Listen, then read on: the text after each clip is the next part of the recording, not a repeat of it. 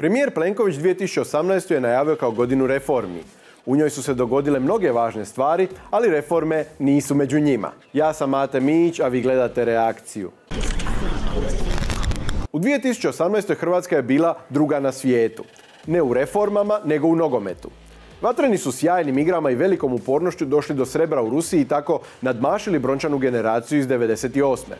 Ali su ostavili i prostora za neke nove klince da nadmaše njih osvajanjem naslova svjetskih prvaka. Priuštili su nam nezaboravno ljeto, a mi njima nezaboravan doček na kojemu samo organizatorima iz nekog razloga nije bilo lijepo, pa su proglasili fajrunt i ugasili mikrofon protivno željama igrača i navijača. Bila je Hrvatska u 2018. i prva u svijetu. Ne u reformama, nego u tenisu. Naši su tenisači po drugi put osvojili Davis Cup i to posljednji koji se igra u postojećem formatu. Premijer Plenković prošle godine Lex Agrokor nazvao najvećom gospodarskom reformom, čistilišnim i transformacijskim trenutkom za gospodarstvo. Ove smo godine saznali više o samoj prirodi tog reformskog procesa, zahvaljujući vrućoj pošti bivše ministrice gospodarstva i potpredsjednice vlade Martine Dalić. Autori Lex Agrokora ignorirali su struku koja je iskazivala veliku zabrinutost oko pojedinih stavki, a ignorirali su ju da bi njihove tvrtke mogle prema istom tom zakonu dobiti izdašne ugovore s Agrokorom. Premijer je za sve znao od prvog dana, iako je u Saboru tvrdio suprotno, ali to nije umanjilo povjerenje saborskih zastupnika u izvršnu vlast. Dapače, Plenkovićeva je većina sve stabilnija. Što mu više lažete, Sabor vam više vjeruje. Ali Martina Dalić po putu je izgubila vjeru pa se osigurala pisanjem knjige o Agrokoru na čijem je predstavljanju bila sva svita i elita. Naša poznata skribomanka zbirku mailova pretočila je u literarno remek djelo, a brojni uglednici došli su odati počast njezinom spisateljskom talentu. Nagodbu u Agrokoru potvrdio je na kraju Visoki trgovački sud, a Ivica Todorić izručen je Hrvatskoj, pa je pred nama pravosudna saga koja će, poznavajući naše pravosuđe, trajati godinama. Ono što po svemu sudeći neće trajati godinama je proizvodnja brodova u Uljaniku.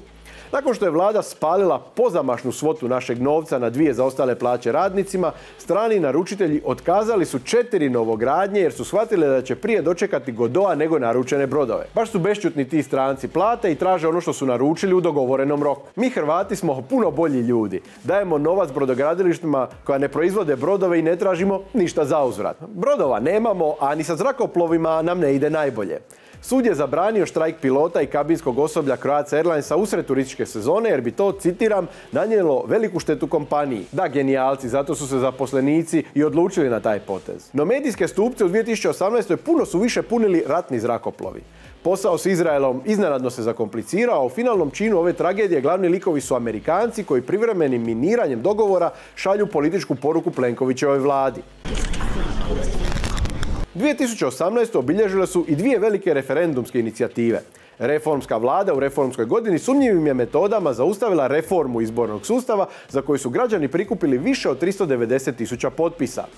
U procesu ratifikacije Istanbulske konvencije HDZ je promijenio rod, pa je kao novopečena stranka lijevog centra onemogućio referendum o izlasku iz te konvencije. Istanbulska je dobrodošla našoj najvećoj stranci koja se već dugo osjeća pomalo lijevo da konačno izađe iz ormara. Stranačkoj se bazi to sve manje sviđa, pa smo tako dočekali i da HDZ-ov gradonačelnik Vukovara prosvjeduje protiv vlade u kojoj je njegova stranka većinski partner. Vapaj žrtava i obitelji nestalih s velikog vukovarskog prosvjeda na kraju su kroz unutar stranačke kanale ipak utišani. A utihnuo je i glas dalmatinskog galeba Olivera Dragojevića koji nas je napustio ovoga ljeta. Vrhunski glazbenik i pjevač koji je dotaknuo srca nekoliko generacija Hrvata ipak će nastaviti živjeti kroz svoj bogati opus. Velikani nas nažalost napuštaju i svojim odlaskom nam daju zadaću da kao društvo iznjedrimo nove velikane i nastavimo tamo gdje su oni stali. A to neće biti nimalo lak posao. Šećer reformske godine dolazi na kraju. To bi prema Plenkoviću bile najavljene reforme u godini bez izbora u kojoj se vlada mogla fokusirati na velike stvari. Mirovinska reforma donijela je sljedeće novosti. Svi koji do sad nisu mogli živjeti od mirovine i dalje to neće moći, oni koji su nekako skrpali od prvog do prvog i dalje će se krpati, a radnici koji danas uplaćuju sustav međugeneracijske solidarnosti od države se nemaju čemu nadati. Srećom, zdravstvena reforma daje bolje rezultate, pa je zdravstvu u proračunu za sljedeću godinu osigurano 1 milijardu kuna više nego ove godine, jer se gubici ne prestaju gomilati. Nakon što je Mostova zastupnica Ivana Ninčević-Lesandrić progovorila o vlastitim lošim iskustvima, stotine žena iznijele su svoje potresne priče iz hrvatskih javnih bolnica. Ministar Kujundžić poslao je inspekciju.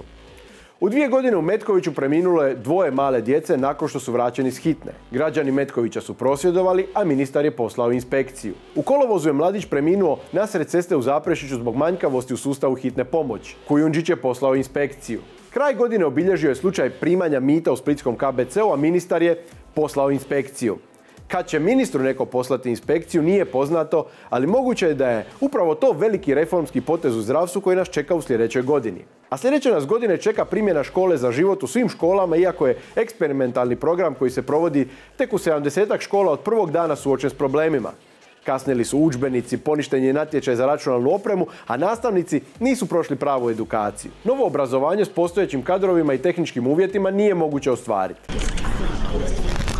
Reformama se ne mogu pohvaliti ni u Bosni i Hercegovini, pa su opći izbori održani po starom izbornom zakonu. Hrvati su izgubili svog člana predsjedništva, a Bošnjaci su u Željku Komšiću dobili svog drugog člana predsjedništva. I predsjednik Francuske Emmanuel Macron želio je nekakve reforme, ali takozvani žuti prsluci nisu bili impresionirani, pa je nakon više dana nasilnih prosvjeda i paleži reterirao.